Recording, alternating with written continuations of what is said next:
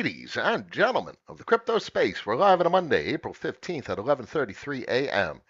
You know, on a weekend like we just experienced, it's so easy to get overwhelmed with numerical values, price points, current price points.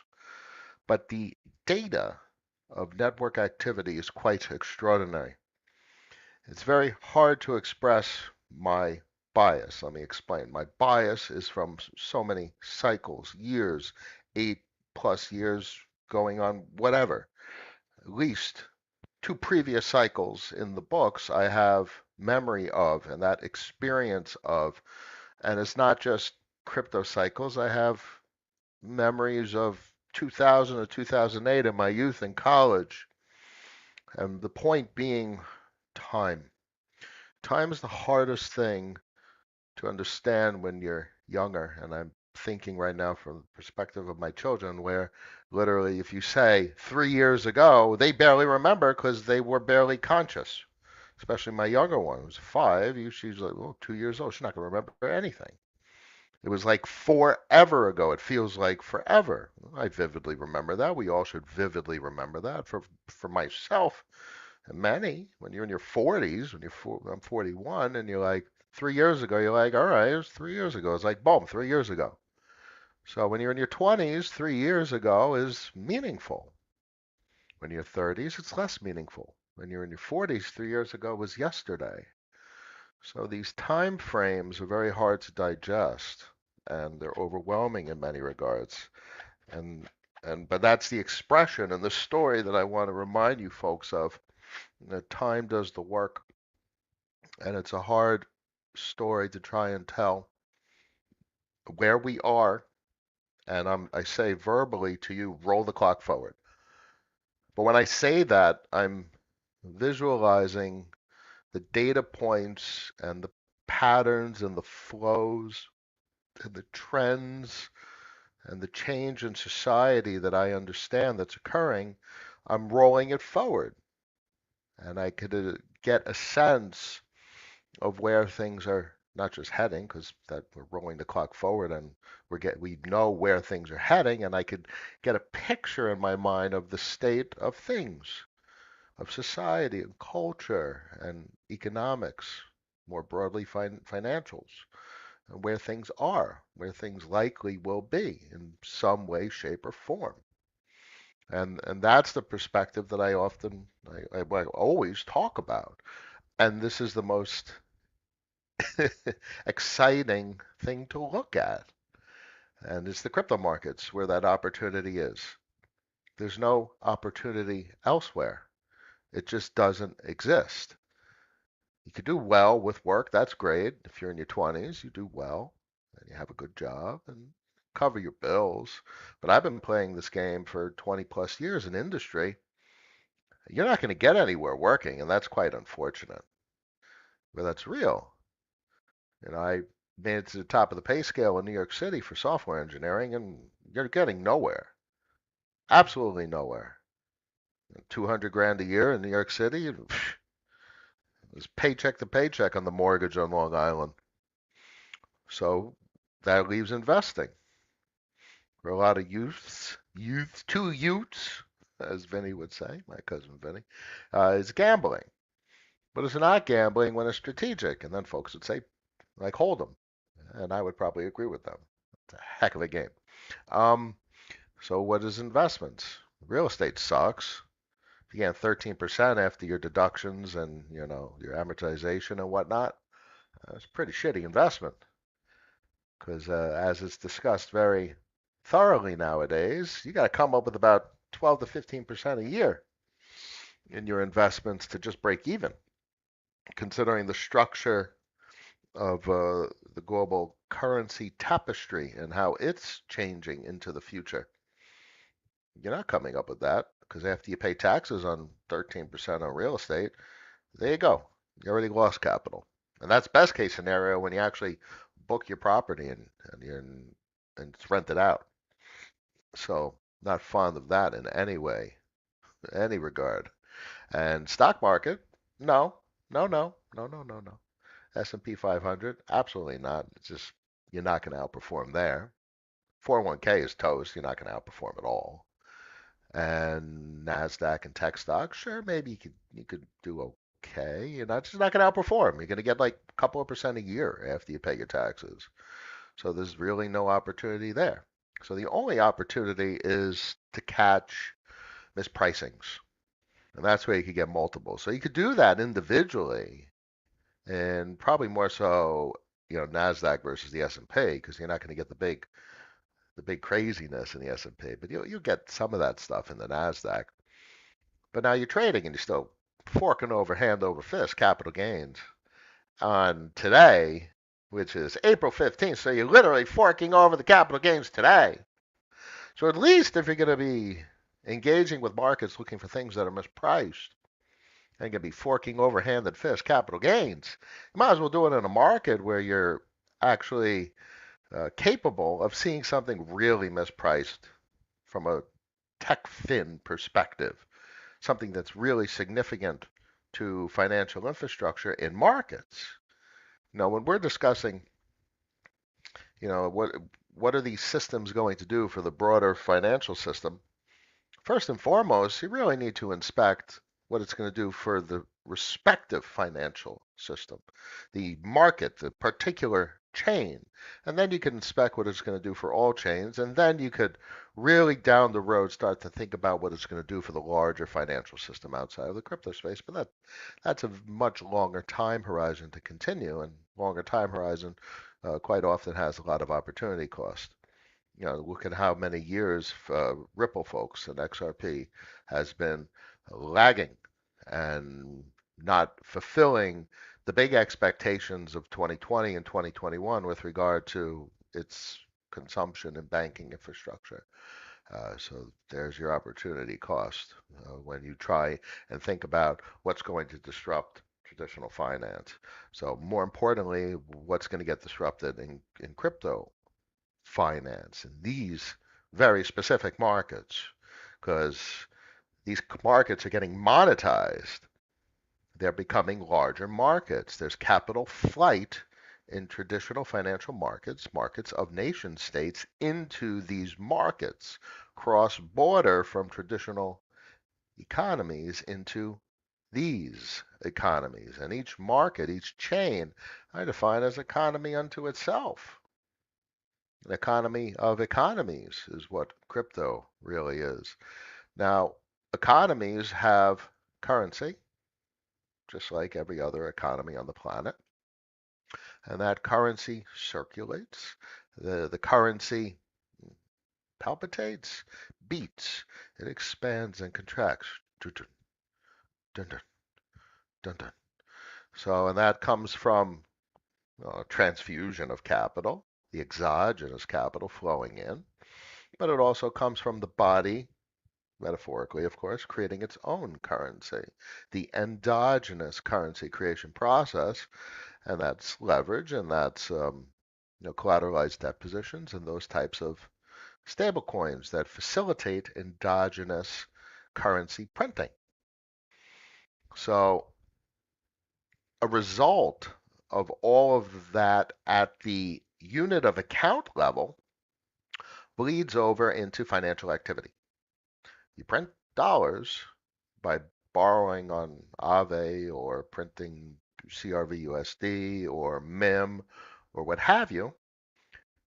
It's likely because you want to do something with them. Nobody prints dollars just because they want to print dollars. Hey, yo, you want to print some? No, I'm going to print some dollars, my man, so I could buy something. So dollars get printed when the debt burden is manageable. You're paying 2% on the money. Who gives a shit? You're going to print a bunch of cash. If that variable interest rate spikes to 30%, ooh, you're probably going to be paying back some of your debt. So when you're printing cash, you're palpitating up. When you're paying back debt, and there's your currency supply that's varying. Boom, boom, boom, boom. But what we're seeing, interestingly enough, and we probably need, another 8 years to really see it, is the higher lows and the higher highs and the currency supply circulating through these markets. And now then it gets very interesting from a trend perspective and a growth perspective. And you're starting to have multiple cycles of history suggesting people are going to front run financial activity. Because if last cycle there was $170 billion dollars or whatever it was, we'd have to go over to the stables chart. I'll go over it later. Uh, there was 170 billion printed in this cycle. There's a half a trillion or a trillion. Next cycle, it'll be probably more because we just had a higher low, and then a higher high, of course. So that trend will give people capacity to use that data as a forward-looking indicator, and you'll start to see more consistent and predictable investing, less malinvestment, better investment over time into financial products and services that are actually useful in these economies. So we had a massive spike from an all perspective. 17% is huge. Talking about $7.9 billion in total financial activity over the last 24 hours. Let's take a look at the candle. $56 billion worth of financial activity week over week since April 6th. That is a massive amount of capital that's churning. And that's there's fees and all that activity associated with that. And this is the most exciting investment landscape I've ever seen. And it's just getting interesting today. And I understand people see depreciation, but that's a misinspection. Depreciation is managed by actually buying shit at a discount. If you lost money, losing money, making money, that's a very uh, high level conversation. If you bought on Friday and you sold on Sunday and you lost money, it means you bought at the wrong price. So buy at the right price, and then you're able to have a very different perspective on how to survive in markets and own things at a good price. Don't buy things that are overpriced and expensive, because then you can't deal with the volatility. What everyone needs to do is redefine how they're looking at markets. And the only way to start to redefine it is today. And in 4 years from now, you will have a very different perspective on markets. So that fortunately was something we talked about on this very stream that you're listening to right now, probably about 2022. Things topped in about 21. It was probably early 22, March, April, May, something like that. And I was like, we're going to have a very different experience right now in the market that I and we have been waiting for years, where activity is picking up. So right now, when I see these numbers, these volume numbers, I'm really excited. These are lovely numbers. And then you go over to mainnet and you see 24% week over week. Oh, it is tantalizing because these are big numbers, $2.43 billion, 24 hours activity. There is no other market like that, maybe not even Binance Smart Chain. Binance Smart Chain has more dollars in circulation than Ethereum mainnet, but Ethereum mainnet has the largest amount of dollar financial activity of all networks in the entire crypto space. So you'll get, your friend that threw $100 on Coinbase that went over to Base, be like, this Base is incredible. This is where everything's going to be because everyone that invests in Coinbase is going to move capital over to Base. Yeah, it's a very short-sighted, um, myopic. You're only looking at this very small sector of a large series of economies, and you need to expand the way you're inspecting these markets, and you need to look at different data. And that's why I look at this data. That's why I share this data with you, because you have to have that very 1,000-foot view to really understand shit that's going on. That is crazy. That data right there is crazy. We haven't seen data like that in a long time. It was all down. Like literally, it's just starting now. Look at this. 2023, some spikes, some spikes. But look at the relatively sustained increase in volume for weeks. An uptrend. So if you, I don't have a way to draw on this, but you have a couple of spikes on the way down. So you're up here and you're going down to the lows in 2023. A couple of spikes, but you can see the trend. You can see, do you see it? The U? Do you see the U? And now you're starting to see that trend reverse. And it's just now. It's just now. Everyone getting all excited and shit for the first half of 2024 and the 2023. It's just starting. The whole cycle is just starting. Because if you think meme coins are part of the cycle, they surely are. But they're not the financial activity. That's the gambling component. And that's okay. That's cool. You want to buy some meme coins, I'll lend you dollars. I'll lend you dollars all day long. 30%, 50%, whatever the market rate is. But that's not the financial activity. And I'm 41 years old. I'm a grown ass motherfucker. So I'm here for the financial activity. And that shit is just getting started, ladies and gentlemen. Big volume spikes on the smaller markets. Phantom comeback arc is going to be quite intriguing to see play out. Sonic is going to be interesting because that volume was popping back in 22. And these are massive, massive numbers. Why are these massive numbers? Because you'll see them as relatively small compared to all-time highs. But these are massive numbers because if this is the volume on the chain, what did it do to price points? And what do price point changes, big changes in price points do? Make people notice. People see. And they're like, what's going on over there? Oh shit. And these types of volume deltas are leading indicators of capital flow because change starts at the margins. You think because the financial activity is very hot on one chain, it can't rotate to another chain. So what is the information to look for capital rotation to somewhere? This. Volume deltas, which lead to price change, which gets people's attention, makes people notice. Oh, that's interesting. So there's a lot of this, and optimism is good to see. At 55%, 120 mil. It's a lot for a network because there's a relatively small amount of dollars on the network compared to other networks. Very good to see 55% on optimism. Polygon's a little muted, but Polygon ZK it's microscopic. It's a microscopic network. But these are big numbers, and it would be nice to see Polygon get more attention. And if it's going to get more attention, it's the ZK implementation rather than the POS version that I think deserves more attention. And it'd be nice if that capital flows over from the POS chain. Avalanche, finally, out of the red. Avalanche, underperforming.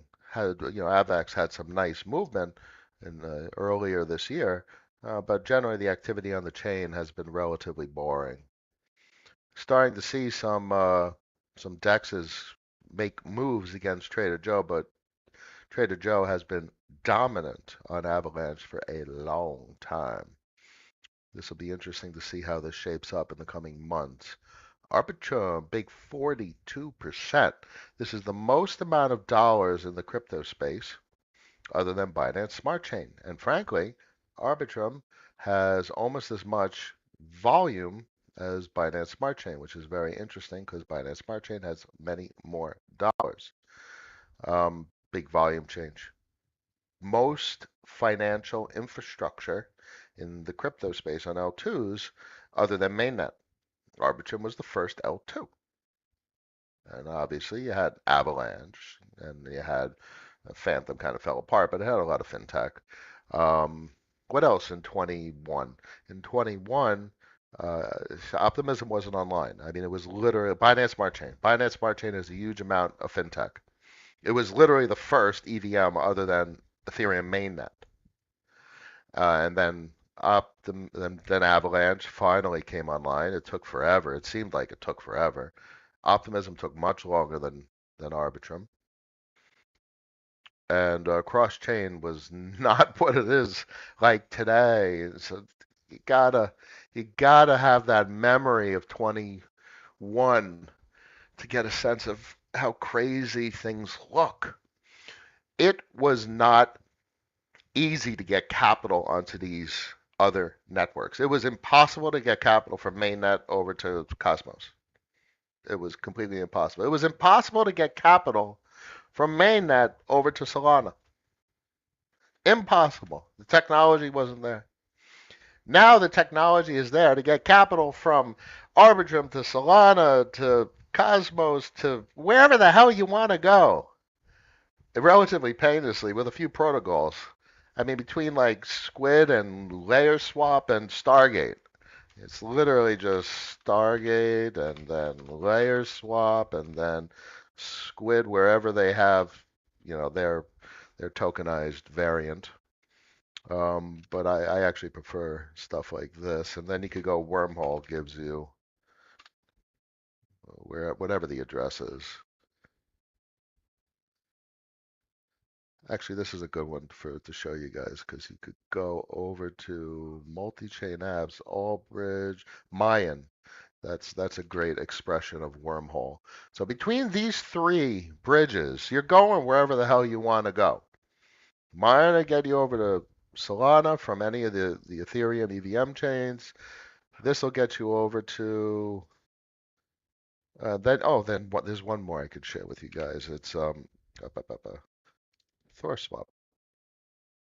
ThorSwap will get you to and from Cosmos hubs, and that's it. This will get you over to some of the more out there. I mean, Mantle's on Stargate, but from here you could get to. Pretty sure there's Linnea here. Yeah, there you go. There's Linnea. So there's your layer swap, and Stargate obviously is Stargate. So these big deals. Big deal. I mean, you literally move your money seamlessly across these economies, unlike anything we experienced in the frenzy of 2020 and 21. And then when you see that delta, you're like, wow, with more dollars in these markets, when more dollars come into these markets, the frenzy of volume is going to make 20 and 21 seem small because money could move that much more freely. When money can move permissionlessly, the amount of financial activity is going to seriously be extraordinary. Base is coming in week over week. Looks like the financial activity on the chain is starting to slow down. My expectation broadly is a significant consolidation of the memes. And if the meme is not going up 10, 50, 100, 500, 10,000%, it rolls over. And what will happen is on base, you'll have the concentration of the memes. And you'll have the few memes. And you already know the concentration of the memes. I don't remember them, but I see them and I'm like, there you go. That's the one that's going to live. That's the one that's going to outperform. Um, and there'll be few. One, two, three, maybe five, a dozen. I don't freaking know. But the point is, the vast majority of them go bye-bye, and the capital concentrates in the few outperformers, and then the base memes, the everlasting memes that are now ingrained in culture survive. That's what happens, and that's what will continue to happen, just as the stuff on Solana. They'll be the big ones. You got to love it that a president and Bowden is that really going to be one that survives? Go figure. It is what it is. But culture will define that. And one other thing is going to survive, obviously, and that's Aerodrome. I mean, isn't it the most functional fintech or the biggest fintech on base? Center of foreign exchange on base. It's a massive, massive deal. And to top it all off, there's an expression of this foreign exchange on countless other exchanges. So the trick becomes, where's the hot ball of money rotating to? Underperformance leads to capital rotation. Underperformance seeks outperformance. So if shit stops going up, people are questioning themselves, what do I have to do? Where do I have to go for shit to start going up? And that's why the volume data is so instrumental in seeing where the hot ball of money is rotating to. Let's go down the list. I mean, we already, optimism and arbitrum. I expect significant financial activity. If always. I mean, it's a great expression of a market that is closely tied, the closest tied to Ethereum. They were the first.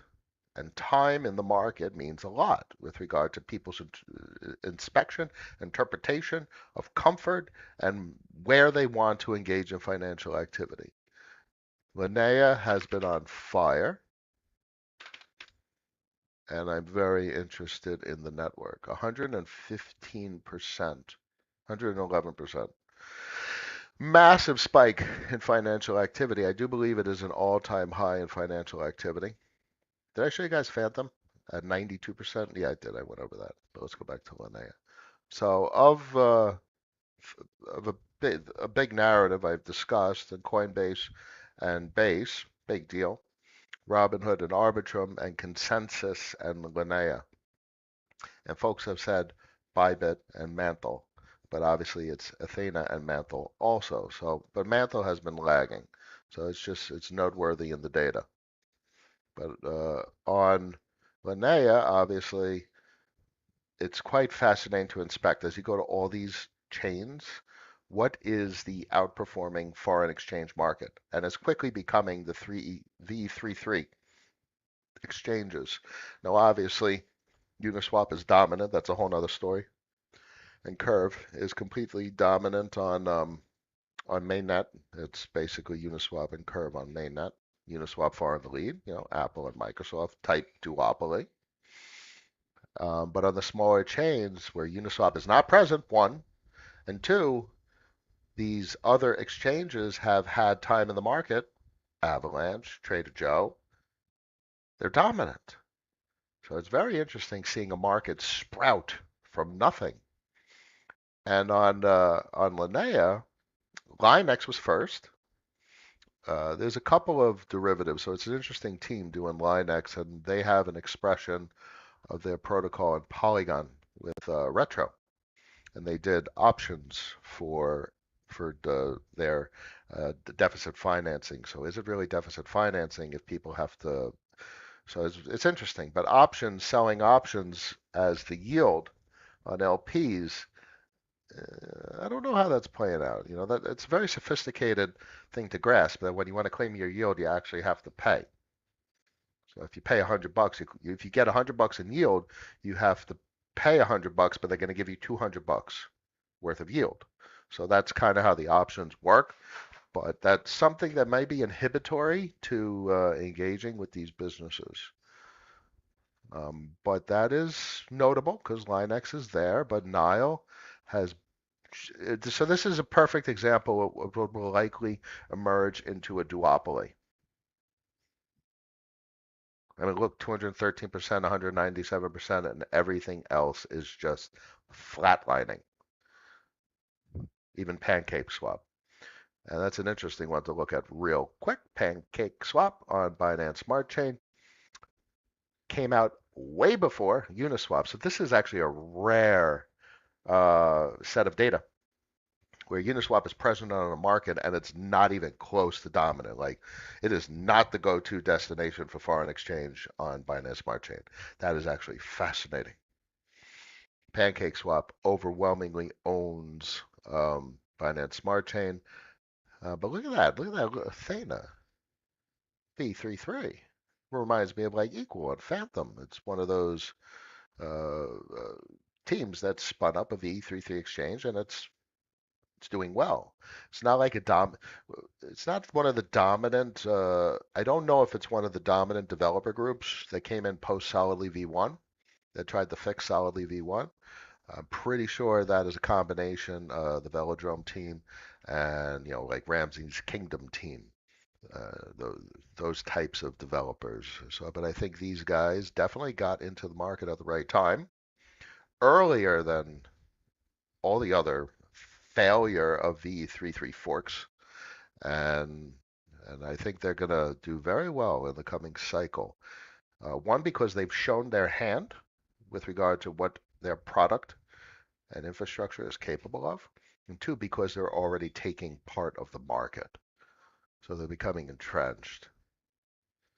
Nile on Linnea is part of the Kingdom, which is part of the Ramses team, and Ra on Fractal is part of the Ramses team, and Cleopatra on Mantle is part of the Ramses team, and Pharaoh on Avex is part of the Ramses team. But look at that; it's fascinating. It's nice numbers, but it's not like boom making serious moves to up the charts. Maybe they do that, but in time. But it's very interesting to see the dominance expression of Trader Joe. It is just dominant. So sometimes charts move around quick, sometimes they don't. And I think Trader Joe is going to retain dominance. So Trader Joe actually has an expression on Mantle with Merchant Mo. Absolutely brilliant marketing. They've always been brilliant with marketing. And one other, I'll go back here in a second, but if you go over to Arbitrum, notice that Trader Joe went over to Arbitrum as well. But it's they're not capturing the same market share that they have on Avalanche. So there's others that are strong, and Camelot's been there for a while. So Camelot has its history, its time in the market. But Ramses is coming in third. I mean, Ramses was started all the way at the bottom, and it shot up to third popular, now encroaching on Camelot territory. Notice the three-body system is unstable, and it usually reduces to a two-body system, throwing out one of them, and that's what we see time and time again in nature as well. So we'll see what happens between Camelot and Ramses. Neither of them are encroaching on Uniswap's territory. That's just the go-to. And we'll see what Trader Joe does. Curious to see if they gain ground. A four-body system clearly is not going to stay stable, and all of this stuff reduces to the leader and the trailing and the underdog. Left, right, up, down, Republican, Democrat, everything is binary in nature. Mantle, uh, that's Avalanche, that makes sense. Some incumbents, but then Merchant Mo came along and is doing very well. 0.18, a little low on the volume to TVL. Probably a little bit of speculative, cross capital from Avalanche over to here, which is nicely labeled in the Trader Joe on Avalanche. Just bridge it right over it. Couple of clicks, you go over to Mantle. So that makes sense. Um, Butter is a Uniswap fork. Yeah, Uniswap v3. And so this is very nascent. Gonna figure out what the hell is going on over here. But, so what are pieces of data that are outliers that may potentially indicate a change in status quo?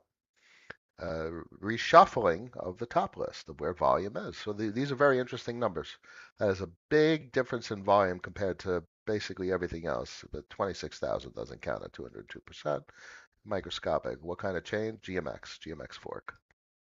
I don't think GMX is not going to be on the top of the leaderboard on any network. So that takes that name out of the equation of how this chart will adjust into the future uh, with regard to it representing where people are going for exchange of assets, foreign exchange.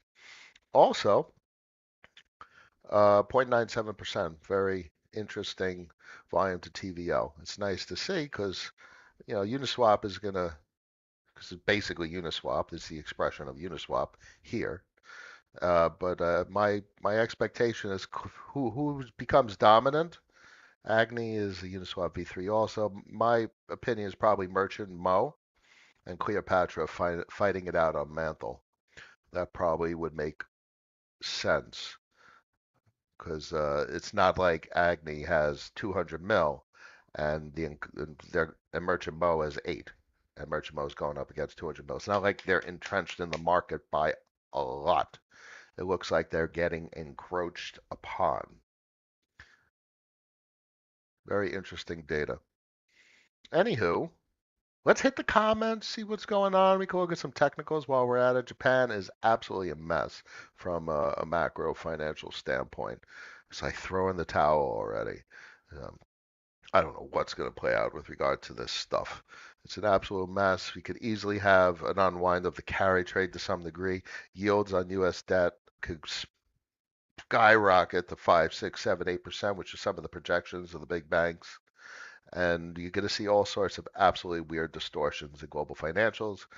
Just remember, it's all relative in many regards, and global financials is a process of geopolitical collusion where everyone has a red phone to everyone, and either it is a red phone for conflict or a red phone for, yeah, you got to pull some financial triggers and adjust some shit. Otherwise, we're going to have problems at the commercial bank level, even central bank level at this point, servicing treasury level, respective treasury level, servicing debts. And they got their red phones. I expect a lot of red phone usage this year. Bitcoin was a big dip over the weekend. Was it a big dip? Smacked right into the weekly 10 SMA. Seems like folks have, it's not, this isn't even a time preference observation. That's literally, it was just a retest to a relatively short-term moving average on the weekly. It's not even like a structural change in the market. Like zoom out to the monthly. All right, you get to the 10 SMA on the monthly, and you're getting all the way back down to like this level, this region of congestion over a couple of months. All right, fine. Now you're like, all right, is the structure going to change? Is the direction of the market going to change? But when you're talking about a weekly mean regression to the 10, yeah, either we're early in a structural move, a structural change in direction, or it's like, all right, fine, it's just a weekly 10 mean regression. So, nothing yet. There's nothing to be known from price action over this past weekend. I mean, you're literally talking about this tiny little section of pricing data. And I know we're on the log chart, but it's still a tiny little section of pricing data relative to all of this shit. You literally, it's very interesting level to find an expression of support. One, two, and now a third time. As much as this is a relatively small wick that we're working on for this weekly candle, it's still already an expression of support because there is a wick, period. And the previous wicks where it tried to come down significantly down to 61 back in March, third week of March, that's a hell of a wick. So very interesting, very constructive data. Why? Look at that green line. Back here in 2021, early and late 2021, there were constant rejections.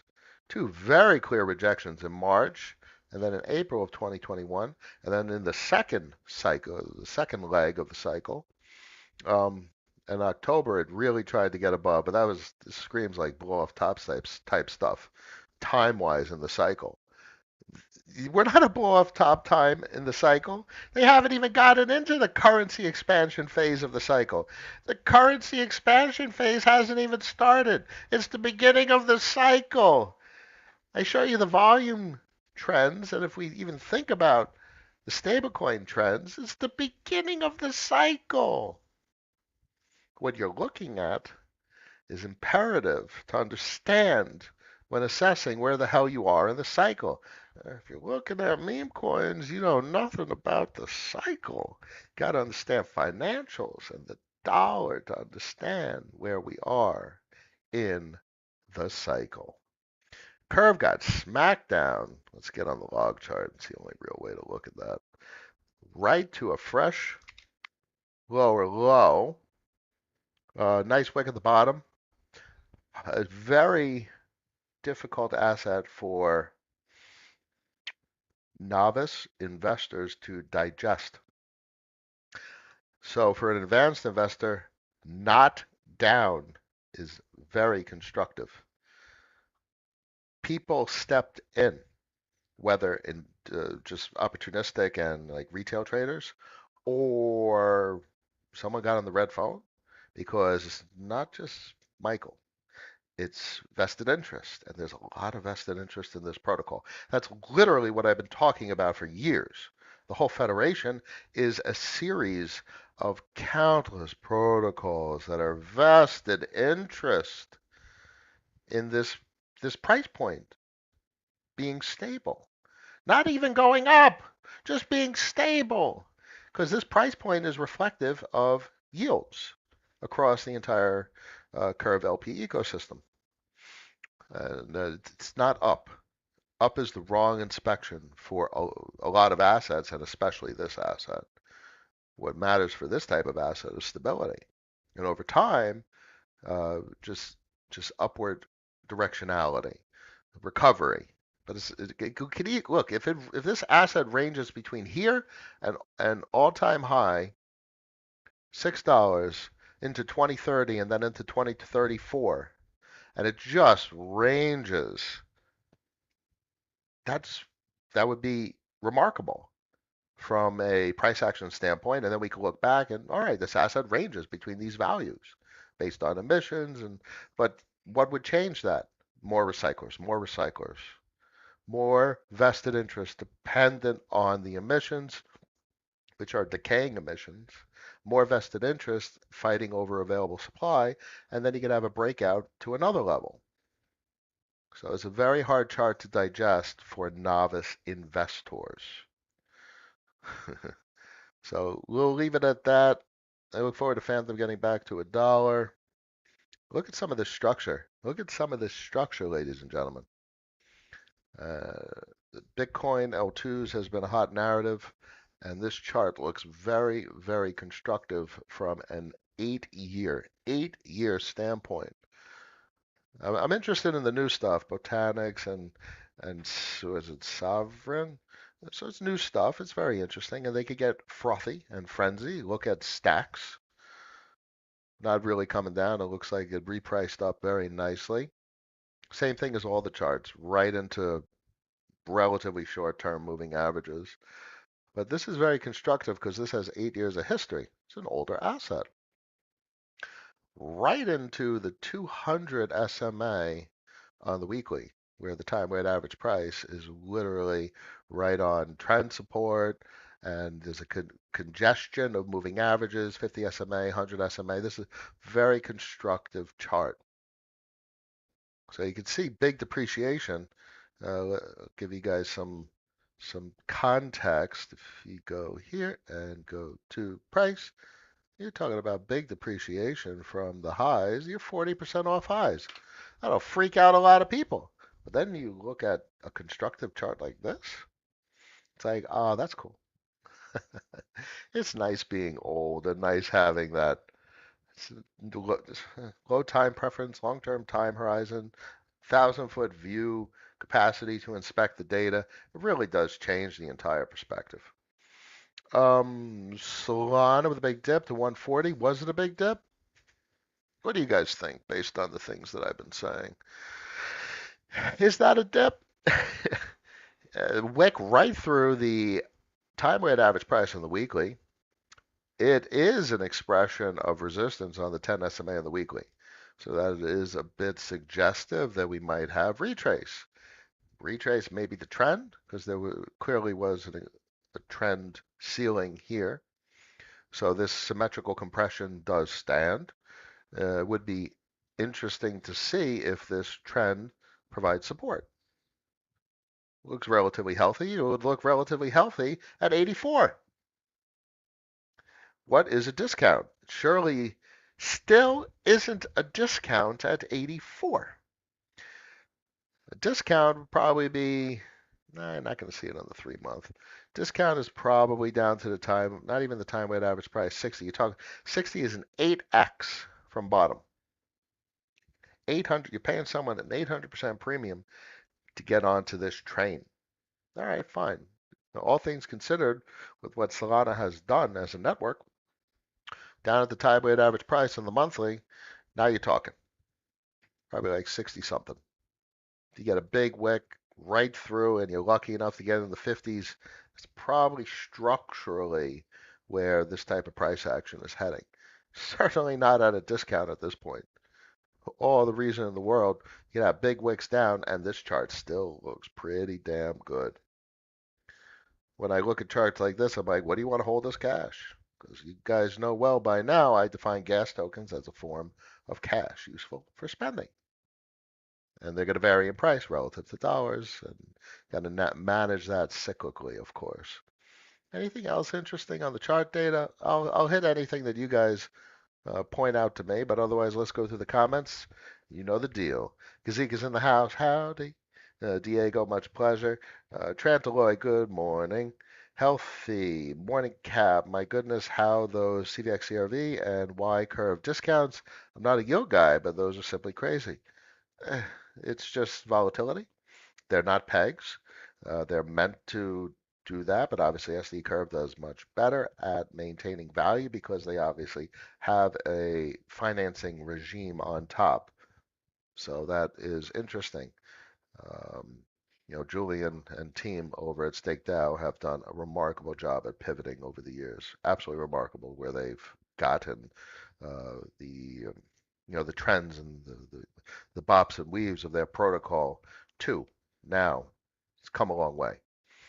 Gazika, how does crypto work fiscal wise when where you are capped?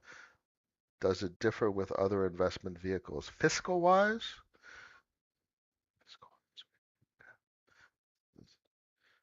I'm not quite sure fiscal, what you're referring to. The like government fiscal spending? Are you referring to taxes? Because obviously today is IRS tax day in the United States. So yeah, that's an entire conversation, my friend. If you want to clarify that, I'm more than happy to get down to it in the comments. Sir Joe present. Angelo, howdy. Christoph, have you heard of Hermes Omnichain? It will be a V33 DEX built on top of Layer Zero. Yeah, very interesting. Very interesting. We'll see how it folds into the same exact story I'll tell over and over again. Incumbents, who's leading, who's encroaching on the leader, and these are very difficult things to disrupt. Market leaders are very rarely disrupted. Very, very rarely. And it's a big thing when they are. So this plays into position sizing. The expectation is that anyone going up against the market leader is probably likely not to disrupt the market leader. And I like that. Um, I like the tone of what Velodrome team does and Alex does, wanting to disrupt Uniswap. Everyone needs goals. That's the goal. That's the target. That's the leader. Go have at it. Go get it. You don't need to disrupt the market leader to still be a heck of a business. So we'll see from a spec standpoint how well this particular business, how Hermes comes on the market and how the market receives it and consumes it. Because ultimately, in the end, it's up to the market to choose where it consumes its products and services from. Ja Rules preach. No, I guess it is a monologue. I don't mean to be a preacher. I don't know. It's fun. Let's talk about the elephant in the room. How are you feeling about buying all the beautiful TA levels for altcoins while there is geopolitical concerns and Bitcoin dominance is rising? Well, my standpoint, the way I manage capital, I'm almost at the point where I'm not investing anymore. The discounts are gone across almost everything. Maybe you'll find a new protocol that's something that's seriously mispriced and you can buy a relatively small position. Spec positions are always the best. You got a 100 grand portfolio and you throw around $1,000 and it turns into 100 grand. Those are the best positions. Those are the most interesting and exciting positions that really change and reshape the composition of a portfolio. So in that regard, you always keep an open mind. But for that kind of repricing 100x on the money, you need to really catch something that's significantly mispriced. And that is very, very hard to do because usually when there's a piece of data that suggests something is mispriced, other people see it. And it's very, very hard to be the first. Um, safe to say at this point, that was the case when I saw Ramsey's, because Ramsey's volume was there, and Arbitrum has more dollars than any other market other than Binance Smart Chain, and Aerodrome was really popping on base, and the Velodrome story was still evolving, so that was clearly a mispriced asset compared to the comps. And comps is a term from real estate. You got to look at the competition, and that's just a conceptual terminology as well. And at $900,000 market cap, it was clearly mispriced, and it's come a long way since $900,000 market cap at 6.33. It's clearly still a ridiculous market cap compared to the likes of Aerodrome, but structurally, this is very compelling. So at 900 grand, it's a good 7, 8x in the bag, and it was big numbers up there at 20 cents. We're at about 11, but with a 1.8 cent entry, this has been an interesting emergence of structure thus far.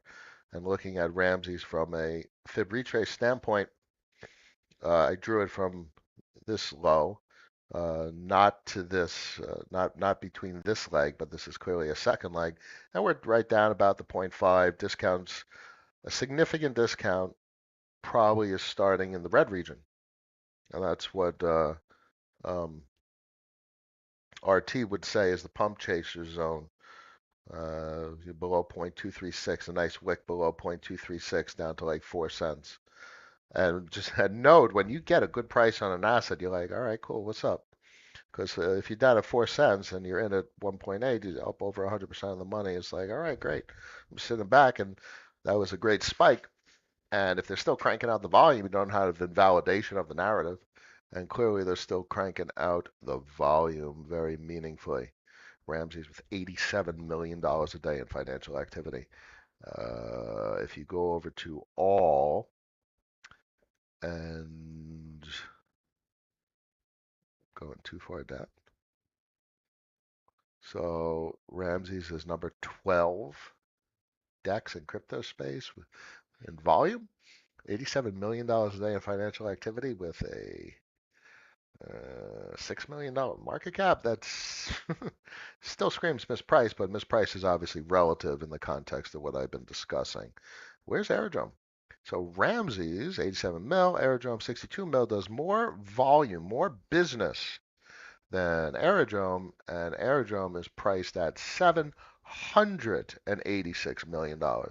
There is a 100x difference in the Ramsey's price compared to Aerodrome, and Ramsey's does more business. So that screams mispriced relative to the business activity of this protocol. Well, clearly still is at a premium from a technical standpoint. Does it get to pump chaser zone territory? I don't know. Nobody knows. But the whole point is where I am in my investing process for this cycle is I'm almost out of investments. I'm not going to buy. I will pass on almost everything unless something screams it is ridiculously mispriced and I could deploy a very small amount of capital to get a decent sized investment because I need to reach a decent position size for it to qualify for me as something that is investable. Something that's investable is not just a great business, not just great tech. It needs to be investable based on the available amount of capital you have and the potential position size you can actually attain. Very important considerations. Good morning, Cap. Athletic Concept in the house. Good morning. Nice to catch you live again, Leandro. Welcome, welcome. Trantaloid. Good morning. What am I? Oh, I'm going all over the place. Yeah. Would any sort of liquid wrapper for locked VE positions change the game theory as far as sterilization of emissions? Yeah. Just the existing wrappers change the game. They're very big. I'm very much looking forward to what is it, E-Need, getting up to speed with, is it Live and Liquid Driver? So all of that is very significant in the management of emissions because technically the VE33 is automatically sterilized. It's a complete bifurcation of incentives between deficit spending to finance LPs and revenue to finance the disruption of circulating supply. Um, so that it already has an inherently, you strap on an external third party disruptor, sterilizer. So I'm very interested in what's going to play out with these V33s, especially considering the very nascent early stage of the third-party recyclers. Very, very interested. This whole market is really taking on a new form compared to 2021. And the evolution of curve is just fascinating. A complete vertical stack, uh, in-house management of uh, a credit engine, credit stablecoins, credit, and it's a CDP, various forms of collateral, over collateralized, soft liquidations, Lamalan, and they own it. Complete in-house vertical stack management with an incentive regime built in, an entire federation of infrastructure to do what the V33 dexes do. If Curve needed an entire set of infrastructure to do it, but that's evolution, and that's competition in the market, and that's product market fit, and that's a robust market with different businesses that offer different products and services, and businesses evolve over time. It's very interesting how all this is evolving, and it's going to look remarkable, I think, in next year, early next year, when we get to see, capital, bigger capital, much bigger capital than anything we've seen thus far, start to make the choices and start to pick the winners and the what is going to outperform. It's going to be very, very interesting. We have seen, in my opinion, zero meaningful financial activity with regard to crypto fintech thus far. Barely repricing, mean regressions to the upside. Food for thought where we are in the cycle. Sorry if that's a dumb question. I'm missing something. I'm a bit mid-curve. No, no, no, no, no. I hope what I described it helps explain it. Um, it's complicated the way the federations contribute uh, sterilization and recycling. I know those are loaded terms, but from a nation state perspective, that is their contribution to the flow of your currency primitives in these systems. Deficit spending, recycling, sterilization, rinse, repeat over and over again. And some of the protocols do it different than others. Arrows in the house, much a pleasure. Much a pleasure. Why did you opt for Nile rather than Linex? Linnea versus Mantle. Linnea's volume was more interesting, and I don't need double exposure on Mantle. I just don't need it. I'm not too fond of double exposure. What I'm interested in is exposure to markets. And as long as I own a business in a market, I don't need necessarily two businesses. It's excess diversification. And I don't even need that business to be the leader. I just need that business to do well. Then I have a good investment. I don't need the best investments. I just need good investments. And a good investment is something that survives, something that thrives, something that's growing, something that's productive. And now I have exposure to that market. And that market is interesting. Mantle is very interesting. Folks have mentioned Bybit, and clearly we see the Athena integration, and clearly we see a lot of marketing and branding and a lot of capital being thrown around because I've seen some advertisements for Mantle on Bankless, and I think it's going to be interesting. And I size the position accordingly. It's a speculatively sized position, a little bit larger than spec. Not a mid-sized position, but it's a nicely sized position. And very cool, very comfortable with it. And it's a locked position. Almost all my positions are locked, and it's going to be a hell of a year, boys and girls. Bill Clinton in the house. Hey, Bill.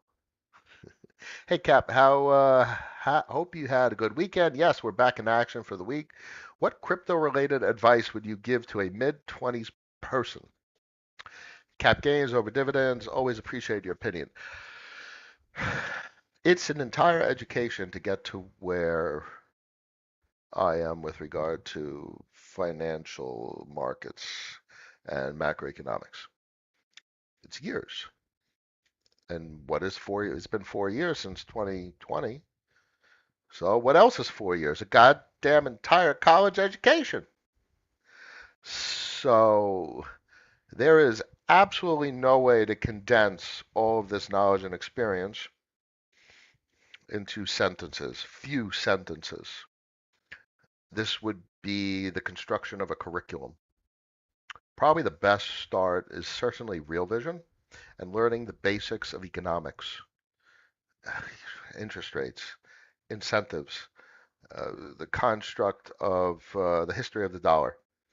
You know, gold gold-backed currency, which has all failed throughout history. And it's for a variety of reasons, and often just mutation of the economy and debauchery and debasement, whatever, what have you.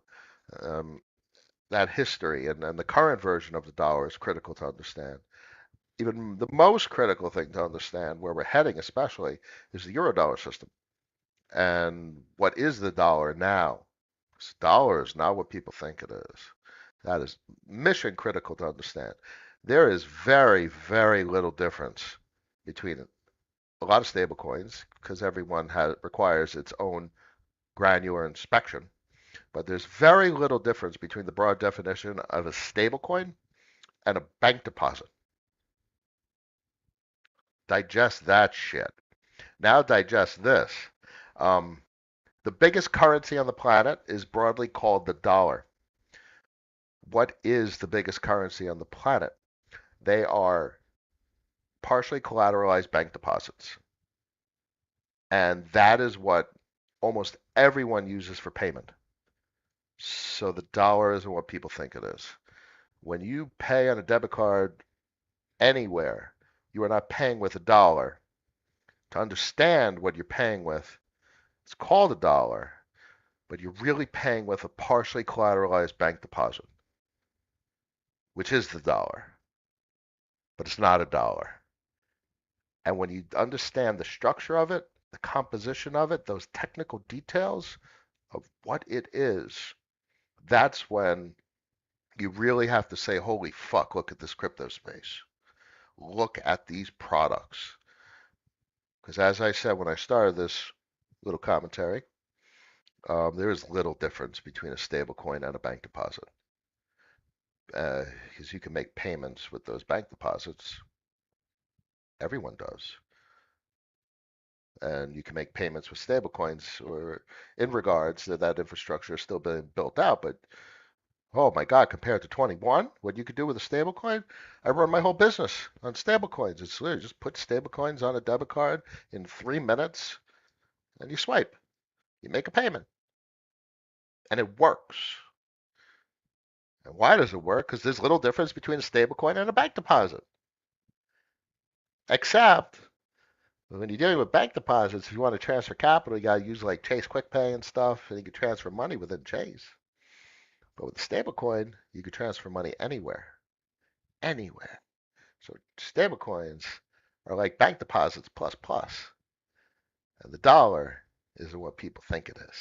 So, Bill, there is no easy way to compress what's needed to understand the crypto markets into few sentences. The recommendation I would have is certainly realvision.com.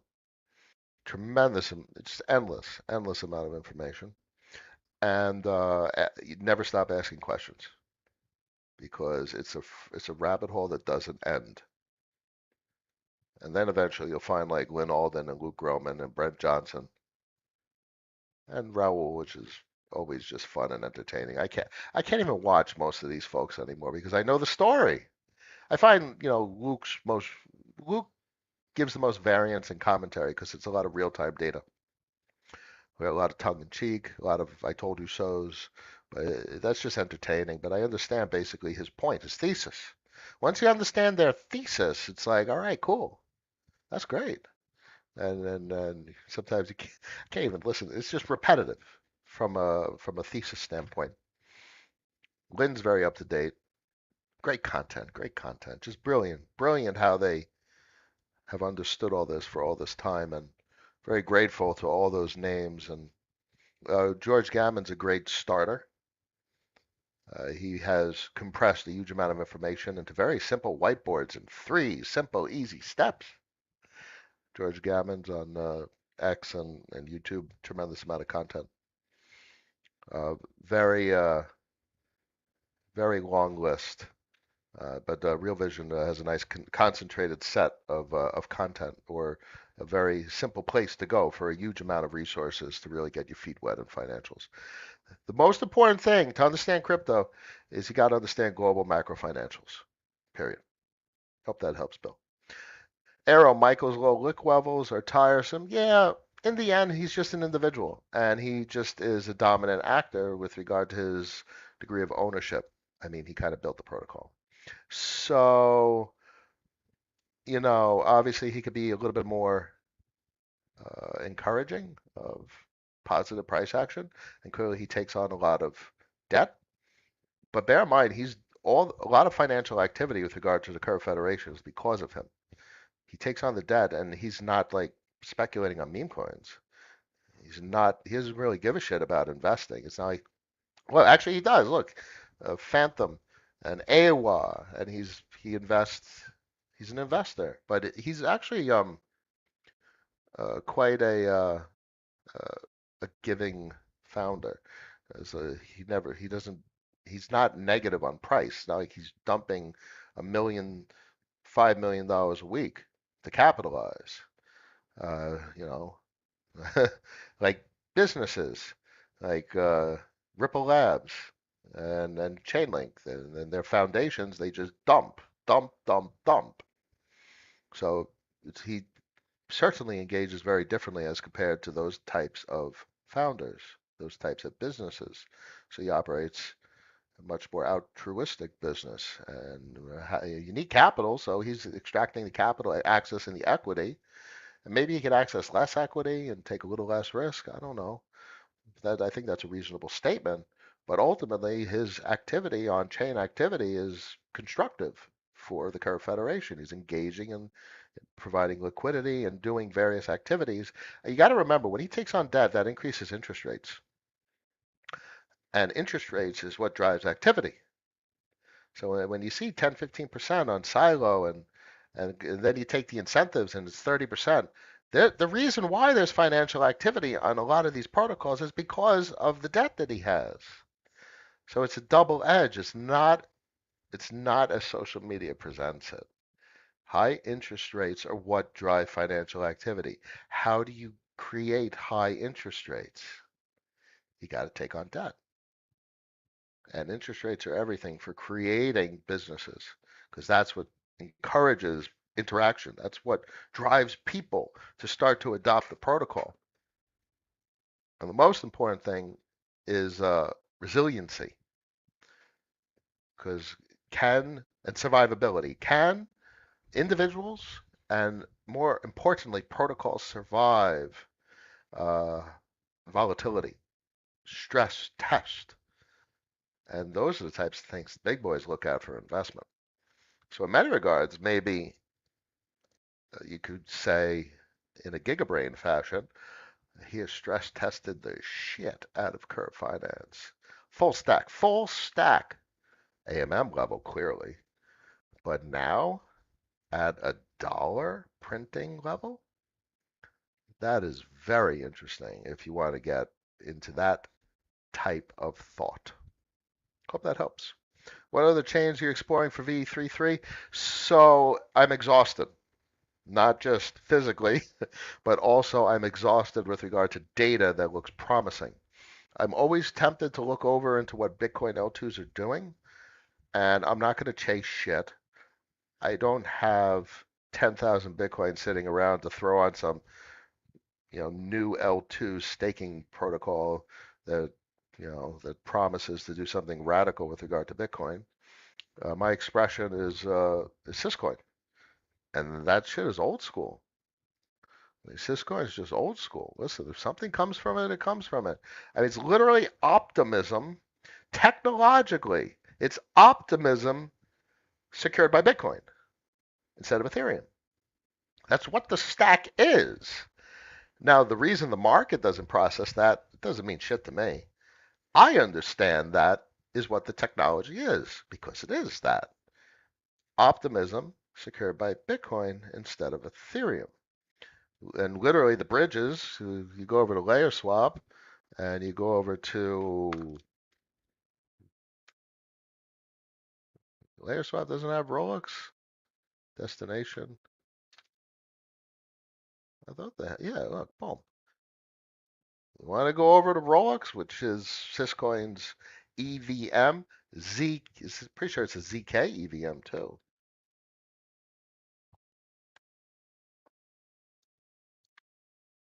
That's crazy. So to me, I see all this new shit on Bitcoin. I'm like, all right, these boys have been building this for 8 years, and this is well, the way I think as an investor is I want an exposure. I have exposure to EVM on Bitcoin. If all that stuff, all the new hot stuff, if the L2s on Bitcoin go hot, all right, this will do just fine. I don't need the best investments. I just need good investments. Hope that helps. Cap, I was indeed talking about taxes, tax day, and its implications regarding investments.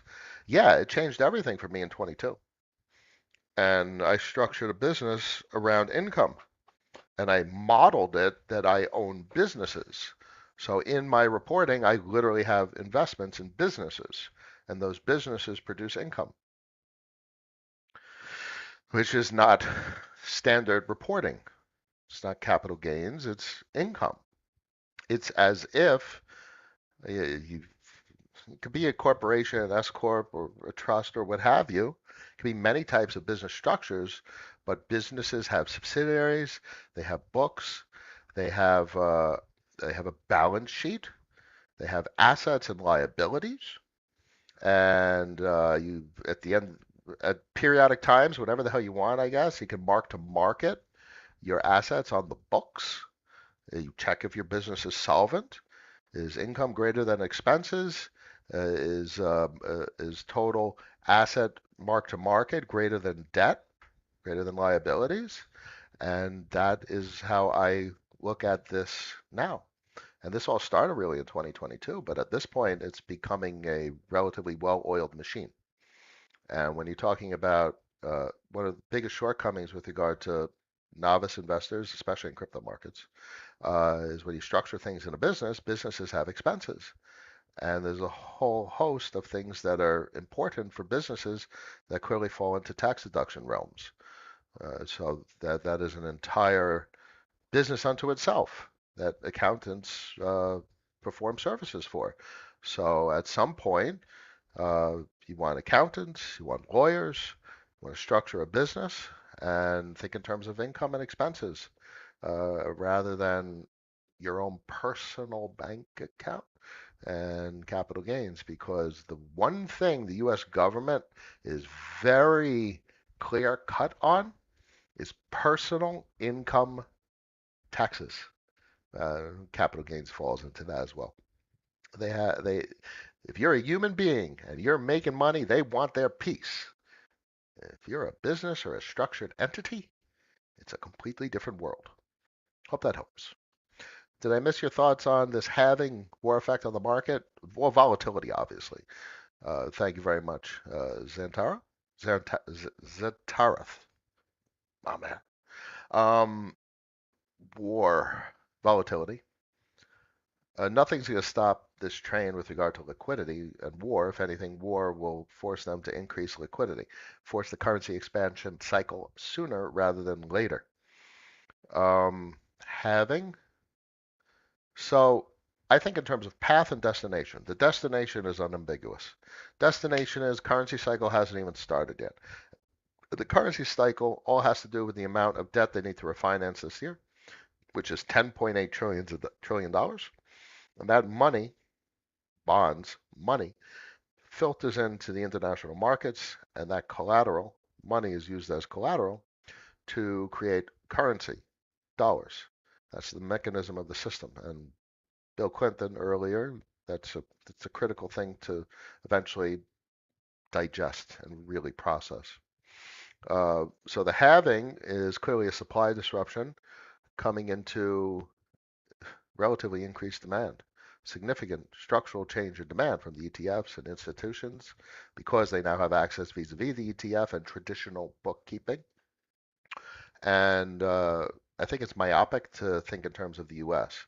I'm more interested outside the US. Hong Kong's a big deal, has a big market. You know what's bigger than the US? Britain. You know why Britain's bigger than the US? Because over the last decades, 70 years, since the 50s, it was Britain that did the financial innovation for the US markets. So I'm much more interested in politics in Britain with regard to the currency space.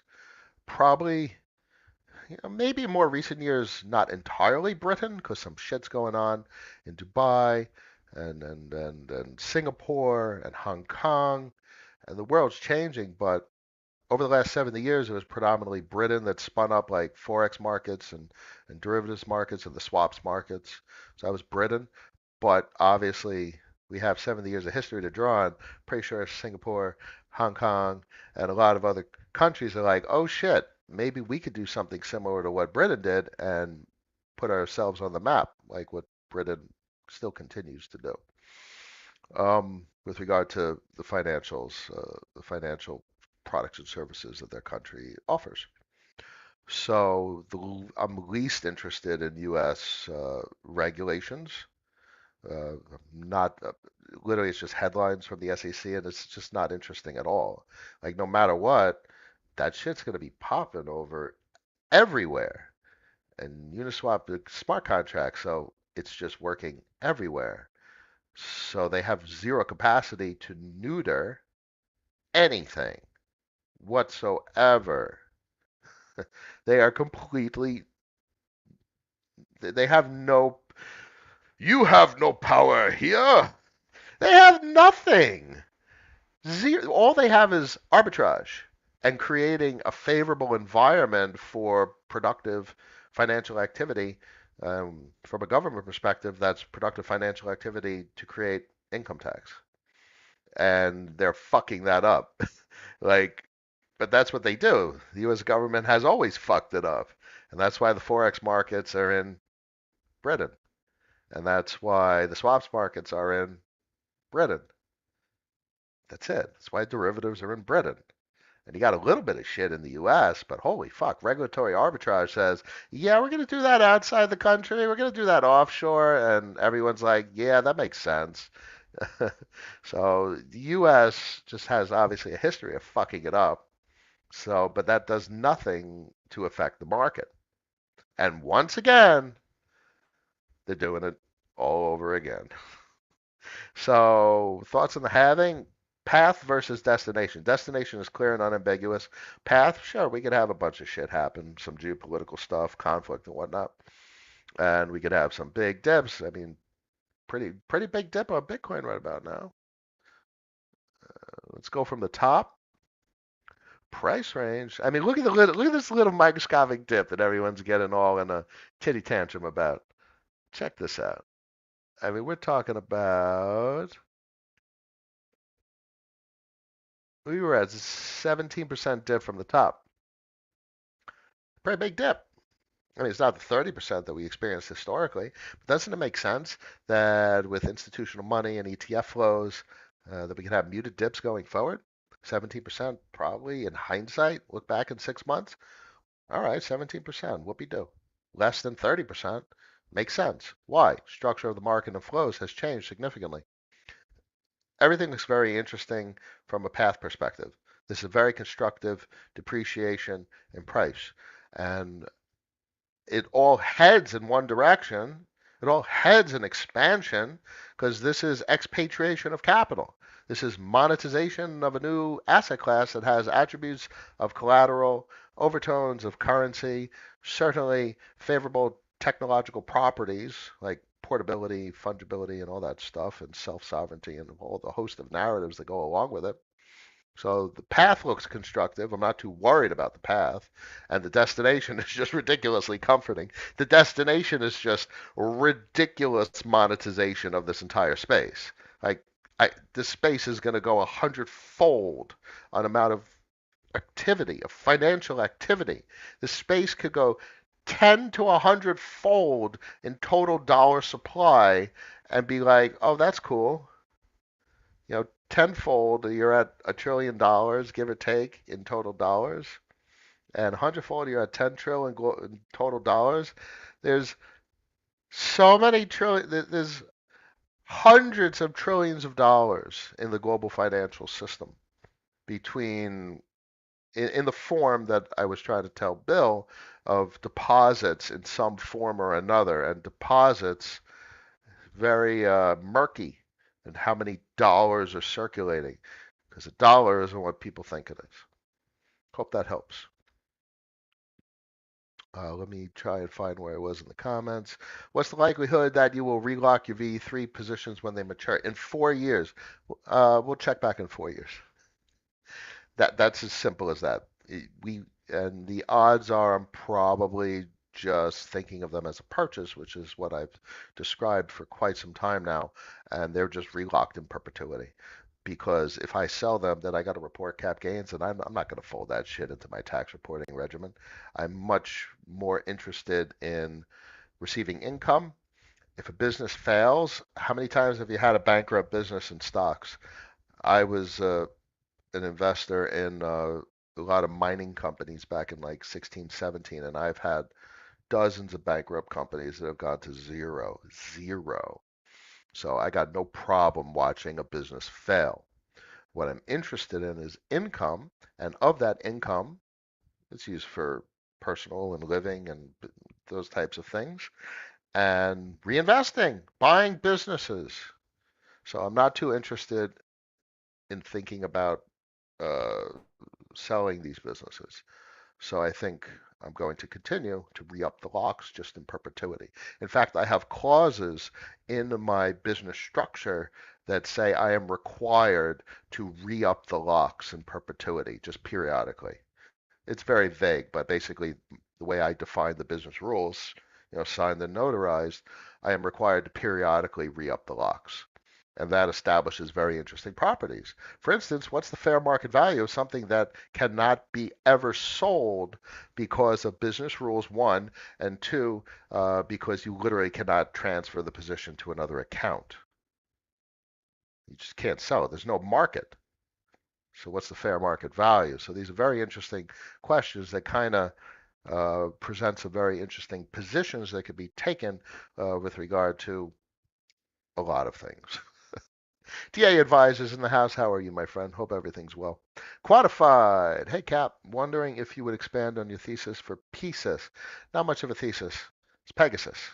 It's their DEX. That's the DEX. That's like quick swap on Polygon. It's the big DEX on Rolex. And when you're talking about Rolex, you're talking about micro stuff. I'm happy it's on DeFi Llama. I mean, just there's nothing there. It's just you ever see football? There's a guy that's called a kicker, and he punts. That's all he does. So that's a punt. Hope that helps. Just big punt, big punt. I've had that Mastodon running since like 2017, 20. I don't think it was 2016. Might have been 2017. So I don't really have a thesis for Pegasus. It's just, I have a high opinion of what Syscoin has built as a team over the last almost a decade at this point. 9, Ergonzola, big thumbs. IDAN cycle has just started. In your opinion, cycle has just started by every possible metric we can inspect. We haven't started the currency expansion cycle. They haven't refinanced the vast majority of debt. Treasury issuance is just beginning to start firing up. Nothing starts until the end of the year when a fresh $10.8 trillion gets into circulation, and maybe we see an interest rate cut. It hasn't even started yet. That's just the deal. DA Advisor, let's do a show about macro interest stuff, sometime cap on Leviathan. Much a pleasure. Ping anytime. We'll figure out a time slot, and I'm more than happy to. And probably the best way to do it is not me just monologuing. It's, I guess, try and conceptualize what not me would think and what questions not me would ask to try and offer some insight into how to start to think about macro financials uh, by not me. Because obviously I understand this shit, but my goal and hope is that other people can understand it too. So let's see if we can do that. More than happy to collaborate on that. Uh, and actually wanted to talk to you about it for a few weeks now. My pleasure anytime. You do scheduling, I'm always around. You know the deal. Tapsy commenting from X. Nice. Yeah, I like that. I'm very happy to be on X. Hopefully, people comment from X, not just Twitter, because clearly most commentaries from Twitter. I'm more than happy to answer anything that anyone asks. I mean, literally, ask me to pull up a damn chart. I'm more than happy to do basically anything. I'm not going to stand up and do a song and a dance, though, but I will answer your questions. Lasker, hello. Uh, Arrow, Linnea, and Nile are both on Linnea. Yes, that's indeed the case. So it's competitive. So basically, what looks to be forming there is a duopoly, two market leaders that have very competitive products, and they just go back and forth with regard to who's the market leader. So that's a very interesting market. Is clearly in ascent, relatively small, but has a lot of volume, and certainly a big delta in volume. So this is very interesting. I mean, actually, that's not so small, and that's a massive, massive spike in volume. So this is actually one of the most intriguing markets in the crypto space right now. I think Phantom and its comeback arc is big, but clearly, like, Arbitrum is an advanced economy, relatively speaking, and so is all of them, all the incumbents. But Phantom has a whole comeback arc, big pop in volume. This is very interesting. Linnea's data of on-chain financial activity is very, very interesting. And this is very constructive. 213 and 197 for Linux and Nile.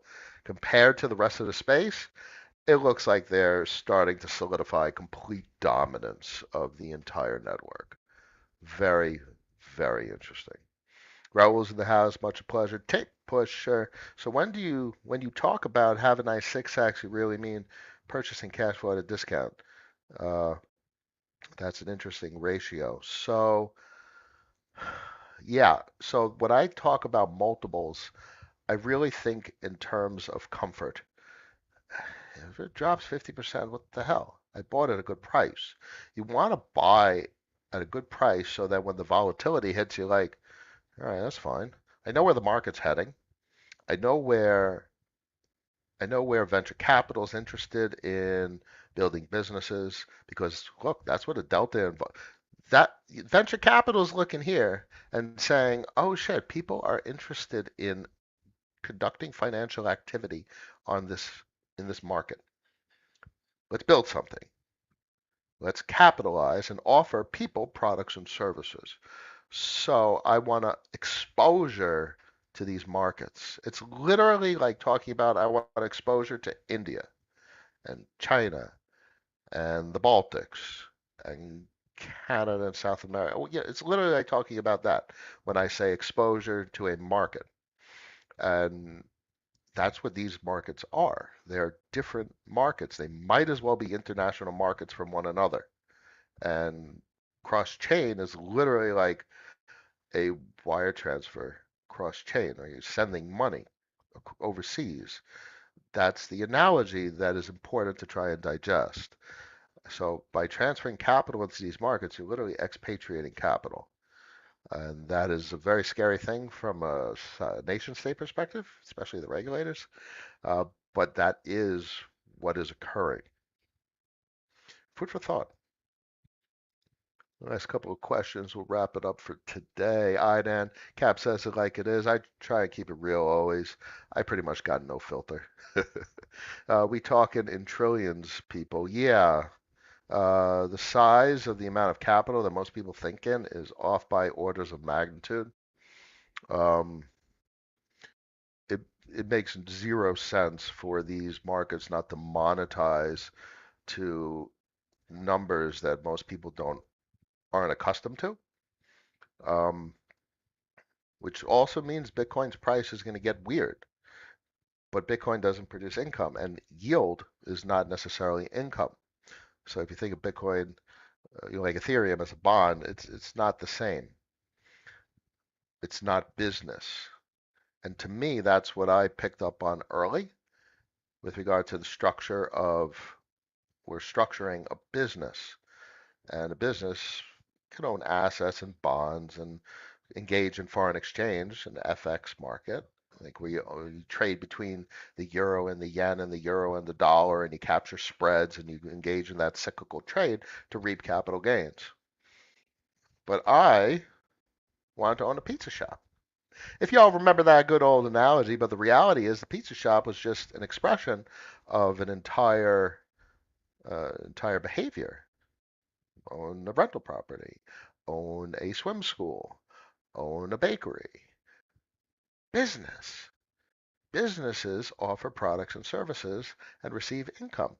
And in this instance, the business that I happen to prefer eh, is the renting of votes, which obviously is akin to the concept of bribery, but that need not be the final definition we land on. I'm renting votes. Someone could rent it for whatever you want, and that's okay. And that's what I'm here for, is to redefine this shit into terms that nobody else redefines it in terms of. I wanted to put a different spin on it. I wanted to model it. And that's what we've done over these years. We've modeled what people treat as some exotic, obscure realm, literally in terms of traditional business. Hope that helps. We're probably like 20% through the journey, and I'm sure the definitions we have of what this business is going to be very interesting in the coming years. We have a nice foundation, but I'm sure it's going to evolve in some very interesting ways. DA advisor, yes, man, I have exact guy to ask the questions. You got a deal. Much a pleasure. Look forward to it. A friend I have talked to about it. Yes, thanks, King. You're very welcome. I look forward to it again.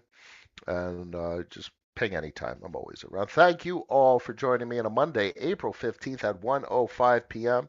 Nice lengthy stream today. 334 people made it to the end of the stream. I appreciate each and every one of you from X and YouTube. It has been a long road to get to where we are. We started this back in 2021, but this is going to be an interesting market cycle and interesting years to come. And we're going to keep telling this story and keep telling a story of how to do things just a little bit differently and how to look at these markets in a much more sustainable way. I wish you all a wonderful day. I will catch you guys later this week. Tell everyone to subscribe, and I will see you next time. Peace.